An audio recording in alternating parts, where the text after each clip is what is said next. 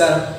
നമ്മൾ ക്ലാസ്സിൽ പഠിച്ചുകൊണ്ടിരുന്നത് എന്താണ് ബോർ ആറ്റം മോഡൽ, മലയാളത്തിൽ ബോർ ആറ്റം മാതൃക എന്ന് പറയും. ഇതാണ് പഠിച്ചുകൊണ്ടിരുന്നത്. ഇപ്പം നമ്മൾ ആറ്റത്തിനെ പറ്റി കുറേ കാര്യങ്ങൾ പഠിച്ചു, കുറേ കൺസെപ്റ്റ് പഠിച്ചു. ഓരോരോ സയന്റിസ്റ്റുകൾ എന്തൊക്കെ കാര്യങ്ങളാണ് ഒരു ആറ്റത്തിനെ പറ്റി പറഞ്ഞത്, ഇതെല്ലാം നമ്മൾ പഠിച്ചു. ഇനി നമ്മൾ പഠിക്കാൻ പോകുന്നത് ബോർ ആറ്റം മോഡൽ എന്താണ്, അല്ലെങ്കിൽ ബോർ ആറ്റം മാതൃക എന്താണ്. നമുക്കറിയാം, നീൽസ് ബോർ എന്ന് പറയുന്ന ഒരു സയന്റിസ്റ്റിന്റെ കൺസെപ്റ്റ് വെച്ചുള്ള ഒരു ആറ്റം മാതൃകയാണ് ബോർ ആറ്റം മാതൃക എന്ന് അറിയപ്പെടുന്നത്, അല്ലെങ്കിൽ ബോർ ആറ്റം മോഡൽ എന്ന് അറിയപ്പെടുന്നത്. ഇപ്പൊ ഒരു ആറ്റത്തിന്റെ സ്ട്രക്ചറിനെ പറ്റി, ഒരു ആറ്റത്തിന്റെ ഘടനയെ പറ്റി അദ്ദേഹം എന്തെല്ലാം കാര്യങ്ങളാണ് പറഞ്ഞത്, അതാണ് ഇന്ന് ശാസ്ത്രലോകം പിന്തുടരുന്നത്. അപ്പൊ അദ്ദേഹത്തിന്റെ കൺസെപ്റ്റിലുള്ള കാര്യങ്ങൾ വെച്ചാണ് നമ്മൾ ഇന്ന് ഒരു ആറ്റം മോഡൽ വരയ്ക്കുന്നത്. ഇപ്പൊ കുറെ സയന്റിസ്റ്റുകൾ ആറ്റത്തിനെ പറ്റി കുറെ കാര്യങ്ങൾ പറഞ്ഞിട്ടുണ്ട്. അതിൽ കുറെ അപാകതകളും കാര്യങ്ങളും ഉണ്ടായിരുന്നു. നമുക്കറിയാം, ഇതിന് തൊട്ട് മുന്നേ വന്ന ഒരു സയന്റിസ്റ്റ് ആയിരുന്നു ഏണസ്റ്റ് റൂദർഫോർഡ് എന്ന് പറയുന്ന സയന്റിസ്റ്റ്. നമ്മൾ പഠിച്ചിട്ടുണ്ട്. പ്ലാനറ്ററി മോഡൽ ഓഫ് ആറ്റം, ആറ്റത്തിന്റെ സൗരയുധ മാതൃക കൊണ്ടുവന്ന വ്യക്തിയാണ് ഏണസ്റ്റ് റൂദർഫോർഡ്. അതിനുശേഷം വന്ന വ്യക്തിയാണ് നീൽസ് ബോർ എന്ന് പറയുന്ന സയന്റിസ്റ്റ്. അപ്പൊ എന്തെല്ലാം കാര്യങ്ങളാണ് അദ്ദേഹം ആറ്റത്തിനെ പറ്റി പറഞ്ഞത്. നമുക്കറിയാം, ഏതൊരു ആറ്റം എടുത്താലും ഒരു സെന്റർ പാർട്ട് ഉണ്ടാകും, ഒരു കേന്ദ്ര ഭാഗം ഉണ്ടാകും. ഈ കേന്ദ്ര ഭാഗം അറിയപ്പെടുന്ന പേരാണ് nucleus. The centre part of an atom is called nucleus. ഒരു ആറ്റത്തിന്റെ കേന്ദ്ര ഭാഗം അറിയപ്പെടുന്ന പേരാണ് ന്യൂക്ലിയസ്. ഇനി ചിന്തിക്കാനുള്ള കാര്യം, ഒരാറ്റത്തിന് ചുറ്റും ഷെല്ലുകൾ കാണപ്പെടുന്നു. ഒരാറ്റത്തിന് ചുറ്റും ഷെല്ലുകളുടെ മറ്റൊരു പേരാണ് ഓർബിറ്റുകൾ എന്നും അറിയപ്പെടുന്നു. അപ്പൊ ഏതൊരു ആറ്റം എടുത്താലും ആ ആറ്റത്തിന് ചുറ്റും എന്ത് കാണപ്പെടുന്നു? ഷെല്ലുകൾ കാണപ്പെടുന്നു. പ്രധാനമായും 4 ഷെല്ലുകളാണ് ഉള്ളത്. അപ്പൊ ന്യൂക്ലിയസിന് ചുറ്റും കാണപ്പെടുന്ന ഒന്നാമത്തെ ഷെല്ല്, അല്ലെങ്കിൽ ആദ്യത്തെ ഷെല്ല് അറിയപ്പെടുന്ന പേരാണ് കെ ഷെല്ല്. ഇപ്പൊ ന്യൂക്ലിയസിന് വെളിയിൽ കാണപ്പെടുന്ന ഒന്നാമത്തെ ഷെല്ല് അറിയപ്പെടുന്ന പേരാണ് കെ ഷെല്ല്. വളരെ ഇമ്പോർട്ടന്റ് ആണ്, പഠിക്കണം. ഇനി രണ്ടാമത്തെ ഷെല്ലിന്റെ പേരാണ് എൽ ഷെല്ല്. ഇപ്പൊ ന്യൂക്ലിയസിന് വെളിയിൽ കാണപ്പെടുന്ന രണ്ടാമത്തെ ഷെല്ലിന്റെ പേരാണ് എൽ ഷെല്ല്. അടുത്ത മൂന്നാമത്തെ ഷെല്ലാണ് എം ഷെല്ല്. ഇപ്പൊ ന്യൂക്ലിയസിന് വെളിയിലുള്ള മൂന്നാമത്തെ ഷെല്ലിന്റെ പേരാണ് എം ഷെല്ല്. ഇനി ഒരു ഷെല്ലും കൂടെ ഉണ്ട്, നാലാമത്തെ ഷെല്ല്. ഈ നാലാമത്തെ ഷെല്ലിന്റെ പേരാണ് എൻ ഷെല്ല്.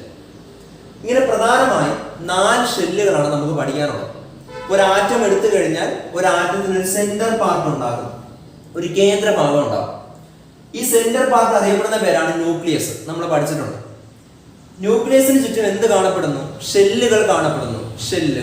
ഈ ഷെല്ലുകളെ വിളിക്കുന്ന മറ്റൊരു പേരാണ് ഓർബിറ്റുകൾ എന്ന് അറിയപ്പെടും. ഇപ്പൊ 2 പേരും പഠിച്ചോളാം. പ്രധാനപ്പെട്ട ഷെല്ലുകൾ ഏതൊക്കെയാണ്? 4 ടൈപ്പ് ഷെല്ലുകളാണുള്ളത്. ഒന്നാമത്തത് കെ ഷെല്ല്, രണ്ടാമത്തത് എൽ ഷെല്ല്, മൂന്നാമത്തത് എം, നാലാമത്തത് എൻ. ഇങ്ങനെ പ്രധാനമായും 4 ഷെല്ലുകളാണ് ഉള്ളത്. നമുക്ക് പഠിക്കാനുള്ളത്. ഈ ഷെല്ലുകൾ എന്ന് പറയുന്ന കൺസെപ്റ്റ് കൊണ്ടുവന്ന വ്യക്തിയാണ് നീൽസ് ബോർ എന്ന് പറയുന്ന സയന്റിസ്റ്റ്. ഇപ്പോൾ ഒരു ആറ്റത്തിന്റെ ന്യൂക്ലിയസിന് ചുറ്റും എന്ത് കാണപ്പെടുന്നു? ഷെല്ലുകൾ കാണപ്പെടുന്നു. ഈ ഷെല്ലെന്ന് പറയുന്ന കൺസെപ്റ്റ് കൊണ്ടുവന്ന വ്യക്തിയാണ് നീൽസ് ബോർ. അപ്പൊ അതുവരെയുള്ള ഒരു സയന്റിസ്റ്റും ഈ ഷെല്ലെന്ന് പറയുന്ന കൺസെപ്റ്റിനെ പറ്റി പറയുന്നില്ല. നമ്മൾ പഠിച്ചു, ഏണസ്റ്റ് റൂദർഫോർഡ് ആണ് ന്യൂക്ലിയസ് കണ്ടുപിടിച്ചത്. ഒരു ആറ്റത്തിന് ഒരു സെന്റർ പാർട്ട് ഉണ്ടാകും, ഒരു കേന്ദ്രഭാഗം ഉണ്ടാകും. ആ കേന്ദ്രഭാഗം അറിയപ്പെടുന്ന പേരാണ് ന്യൂക്ലിയസ്. ഈ ന്യൂക്ലിയസ് കണ്ടുപിടിച്ച വ്യക്തി ആരാണ്? ഏണസ്റ്റ് റൂദർഫോർഡ് ആണ്. നമ്മൾ പഠിച്ചിട്ടുണ്ട്. ഇനി നമുക്കറിയാം, ഒരു ആറ്റത്തിന് പ്രധാനമായും 3 ഫണ്ടമെന്റൽ പാർട്ടിക്കിൾസ് ആണ് ഉള്ളത്. 3 മൗലിക കണങ്ങൾ ഉണ്ടെന്ന് പഠിച്ചിട്ടുണ്ട്. ഏതൊക്കെയാണ്? പ്രോട്ടോൺ, അതേപോലെ ഇലക്ട്രോൺ, ന്യൂട്രോൺ. ഒരു ആറ്റത്തിനകത്തുള്ള 3 ഫണ്ടമെന്റൽ പാർട്ടിക്കിൾസ് ഏതൊക്കെയാണ്?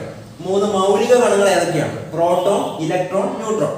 പ്രോട്ടോണിന്റെ ചാർജ് നമുക്കറിയാം പോസിറ്റീവ് ചാർജ് ആണ്. അപ്പൊ പോസിറ്റീവ് ചാർജ് ഉള്ള പാർട്ടിക്കിൾസ് അറിയപ്പെടുന്ന പേരാണ് പ്രോട്ടോൺ. ഇലക്ട്രോൺ നമുക്കറിയാം നെഗറ്റീവ് ചാർജ് ആണ്. നെഗറ്റീവ് ചാർജ് ഉള്ള പാർട്ടിക്കിൾസ് അറിയപ്പെടുന്ന പേരാണ് ഇലക്ട്രോൺ. ഈ ന്യൂട്രോൺ എന്താണ്? ചാർജ് ഇല്ല, ചാർജ് ലെസ് ആണ്. ചാർജ് ഇല്ലാത്ത പാർട്ടിക്കിൾ ആണ് ന്യൂട്രോൺ എന്ന് പറയുന്നത്. അപ്പൊ പോസിറ്റീവ് ചാർജ് ഉള്ള പ്രോട്ടോൺ, നെഗറ്റീവ് ചാർജ് ഉള്ള പാർട്ടിക്കിൾ ഇലക്ട്രോൺ, ചാർജ് ഇല്ലാത്ത കണങ്ങൾ, ചാർജ് ഇല്ലാത്ത പാർട്ടിക്കിൾ അറിയപ്പെടുന്ന പേരാണ്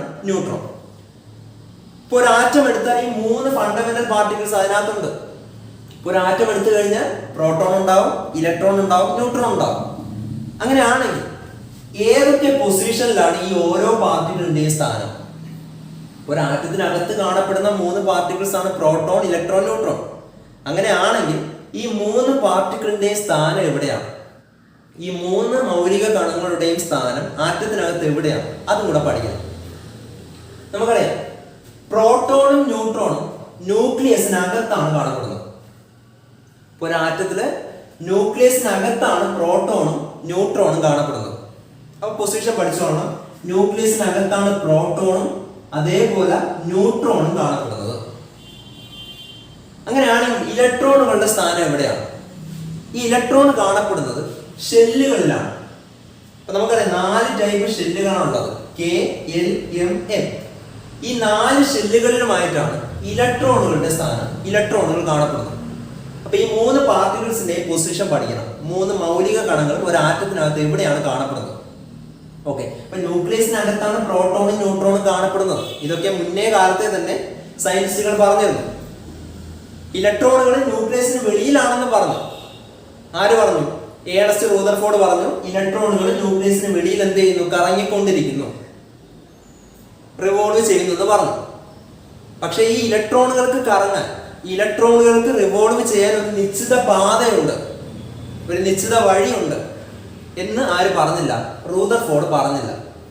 നമുക്കറിയാം ഇലക്ട്രോണുകൾ കാണപ്പെടുന്ന ഷെല്ലുകളിലാണ് ഇലക്ട്രോണുകൾ റിവോൾവ് ചെയ്യുന്നത്. ഇതെങ്ങനെ റിവോൾവ് ചെയ്യും ഇലക്ട്രോണുകൾ? അപ്പൊ ഈ ഓരോ ഇലക്ട്രോണിനും കറങ്ങാൻ എന്തുണ്ട്? ഒരു നിശ്ചിത പാതയുണ്ട്. ഈ ഓർബിറ്റിനെ പറ്റി അല്ലെങ്കിൽ ആ ഷെല്ലെന്ന് പറയുന്ന കൺസെപ്റ്റിനെ പറ്റി ഏണസ്റ്റ് റൂദർഫോർഡ് പറഞ്ഞില്ല. അത് തന്നെയായിരുന്നു അദ്ദേഹത്തിന്റെ ആറ്റം മാതൃകയുടെ അപാകത. അപ്പൊ അത് പരിഹരിച്ചുകൊണ്ട് പിന്നീട് വന്ന സയന്റിസ്റ്റ് ആയിരുന്നു നീൽസ് ബോർ. ഇപ്പൊ നീൽസ് ബോർ അദ്ദേഹത്തിന്റെ ആറ്റം മോഡലിൽ വ്യക്തമായിട്ട് പറഞ്ഞിട്ടുണ്ട് ഇലക്ട്രോണുകൾക്ക് സഞ്ചരിക്കാൻ ഒരു നിശ്ചിത പാതയുണ്ട്. ഇലക്ട്രോണുകൾ എന്ത് ചെയ്യുന്നു? ഷെല്ലുകളിലാണ് റിവോൾവ് ചെയ്യുന്നത്, കറങ്ങിക്കൊണ്ടിരിക്കുന്നത്. പ്രധാനപ്പെട്ട 4 ഷെല്ലുകളെ പറ്റി അദ്ദേഹം പറഞ്ഞു. ഒന്നാമത്തെ ഷെല്ല് K, രണ്ടാമത്തത് L, മൂന്നാമത്തത് M, നാലാമത്തത് N. ഇങ്ങനെ 4 ടൈപ്പ് ഷെല്ലുകളാണുള്ളത്. ഓക്കെ ആണല്ലോ. അപ്പൊ ഇത്രയും കാര്യങ്ങളാണ് നീൽസ് ബോർ പറഞ്ഞത്. ഇനി ചിന്തിക്കാനുള്ള കാര്യം, ഈ ഓരോ ഷെല്ലുകളിലും ഇലക്ട്രോണുകൾ കറങ്ങിക്കൊണ്ടിരിക്കും. ഇപ്പൊ ചില ആറ്റങ്ങൾക്ക് ചിലപ്പോൾ 2 ഷെല്ലേ കാണുള്ളൂ, ചിലപ്പോൾ 1 ഷെല്ലേ കാണുള്ളൂ, ചിലപ്പോൾ 4 ഷെല്ലുകൾ ഉണ്ടാവും. അപ്പൊ ആറ്റത്തിന്റെ വലിപ്പം കൂടുന്നതിനനുസരിച്ച്, ഒരു ആറ്റത്തിന്റെ സൈസ് കൂടുന്നതിനനുസരിച്ച് ഷെല്ലുകളുടെ എണ്ണത്തിൽ വ്യത്യാസം ഉണ്ടാവും. ഇപ്പൊ നല്ല സൈസ് കൂടിയ, നല്ല വലിപ്പം കൂടിയ ആറ്റമാണെങ്കിൽ ഈ 4 ഷെല്ലുകളും ഉണ്ടാവും. സൈസ് കുറഞ്ഞ ആറ്റമാണെങ്കിൽ, വലിപ്പം കുറഞ്ഞ ആറ്റമാണെങ്കിൽ ചിലപ്പോൾ 1 ഷെല്ല് മാത്രം ഉണ്ടാവും. അപ്പൊ ആറ്റത്തിന്റെ സൈസിനെ ഡിപ്പെൻഡ് ചെയ്തിരിക്കും ഷെല്ലുകളുടെ എണ്ണം. അത് നിങ്ങൾ നോക്കണ്ട. ഇലക്ട്രോണുകളുടെ സ്ഥാനം എവിടെയാണ്? ഷെല്ലുകളിലാണ് ഇലക്ട്രോണുകൾ കറങ്ങുന്നത്. പ്രോട്ടോണും ന്യൂട്രോണും ന്യൂക്ലിയസിനകത്താണ്. ഇത്രയും കാര്യങ്ങൾ പഠിക്കണം. ഈ ഷെല്ലെന്ന് പറയുന്ന കൺസെപ്റ്റ് കൊണ്ടുവന്ന വ്യക്തിയാണ് നീൽസ് ബോർ എന്ന് പറയുന്നത്. ഇനി മറ്റൊരു കാര്യം, ഈ ഓരോ ഷെല്ലിലും ഇലക്ട്രോണുകൾക്ക് കറങ്ങണമെങ്കിൽ ഒരു നിശ്ചിത എമൗണ്ട് ഓഫ് എനർജി ഉണ്ടായിരിക്കണം, ഒരു ഊർജ്ജം ഉണ്ടായിരിക്കണം. ഈ ഓരോ ഷെല്ലിലും ഇലക്ട്രോണുകൾ കറങ്ങിക്കൊണ്ടിരിക്കുന്നു. നമ്മൾ പഠിച്ചു ഇലക്ട്രോണുകൾ എന്ത് ചെയ്യുന്നു? റിവോൾവ് ചെയ്യുന്നു. ഇങ്ങനെ റിവോൾവ് ചെയ്യണമെങ്കിൽ ഈ ഇലക്ട്രോണുകൾക്ക് ഒരു ഡെഫിനിറ്റ് എമൗണ്ട് ഓഫ് എനർജി ഉണ്ടായിരിക്കണം, ഒരു നിശ്ചിത ഊർജ്ജം ഉണ്ടായിരിക്കണം. അപ്പൊ ഇങ്ങനെ ഊർജ്ജം ഉള്ളത് കൊണ്ട് തന്നെ നമുക്ക് ഈ ഓരോ ഷെല്ലിനെയും വിളിക്കാം ഊർജ്ജ നിലകൾ എന്ന് വിളിക്കാം, എനർജി ലെവൽസ് എന്ന് വിളിക്കാം. അപ്പൊ എന്ത് ചെയ്യുന്നു? ഇലക്ട്രോണുകൾക്ക് ഓരോ ഷെല്ലിലും കറങ്ങണമെങ്കിൽ ഒരു നിശ്ചിത എമൗണ്ട് ഓഫ് എനർജി ഉണ്ടായിരിക്കും, ഒരു ഊർജ്ജം ഉണ്ടായിരിക്കും. അതുകൊണ്ട് തന്നെ ഈ ഓരോ ഷെല്ലിനെയും നമുക്ക് എന്തെന്ന് വിളിക്കാം? എനർജി ലെവൽസ് എന്ന് വിളിക്കാം, ഊർജ്ജ നിലകൾ എന്ന് വിളിക്കാം. ഓക്കെ, അപ്പൊ ഇത്രയും കാര്യങ്ങളാണ് ബോർ ആറ്റം മോഡൽ അല്ലെങ്കിൽ ബോർ അദ്ദേഹത്തിന്റെ കൺസെപ്റ്റ് വെച്ച് പറഞ്ഞത്. ഇനി നമുക്കൊരു ആറ്റം എങ്ങനെ വരയ്ക്കാം? ഇപ്പൊ ഏതെങ്കിലും ഇപ്പൊ ഒരു പരീക്ഷയ്ക്ക് ഒരു ക്വസ്റ്റ്യൻ തന്നിരിക്കും, ഓക്സിജൻ ആറ്റത്തിന്റെ ആറ്റം മോഡൽ വരയ്ക്കണം. ഇപ്പൊ ഏത് ആറ്റം മോഡലാണ് വരയ്ക്കാനുള്ളത്? ബോർ കൺസെപ്റ്റ് വെച്ചുള്ള ആറ്റം മോഡലാണ് വരയ്ക്കാനുള്ളത്. കാര്യം ബോർ പറഞ്ഞ ആറ്റം മാതൃകയാണ് ഇന്ന് നമ്മൾ അംഗീകരിച്ചിട്ടുള്ളത്. ബാക്കി സയന്റിസ്റ്റുകൾ ഒരുപാട് കാര്യങ്ങൾ പറഞ്ഞിട്ടുണ്ട്. ഈ ഓരോ പാർട്ടികളും ഓരോരുത്തരെ കണ്ടുപിടിച്ചാണ് നമ്മൾ പഠിച്ചിട്ടുണ്ട്. എങ്കിൽ പോലും കുറെ അപാകതകൾ ഉണ്ടായിരുന്നു, അവിടെ കുറെ ഡിസഡ്വാൻറ്റേജ്, ഡീമെറിറ്റ്സ് ഒക്കെ ഉണ്ടായിരുന്നു. അപ്പൊ അതൊക്കെ പരിഹരിച്ചുകൊണ്ട് പുതുതായിട്ട് ഒരു ആറ്റം മാതൃക കൊണ്ടുവന്ന വ്യക്തിയാണ് നീൽസ് ബോർ എന്ന് പറയുന്നത്. അതാണ് പിന്നീട് ശാസ്ത്രലോകം അംഗീകരിച്ചത്.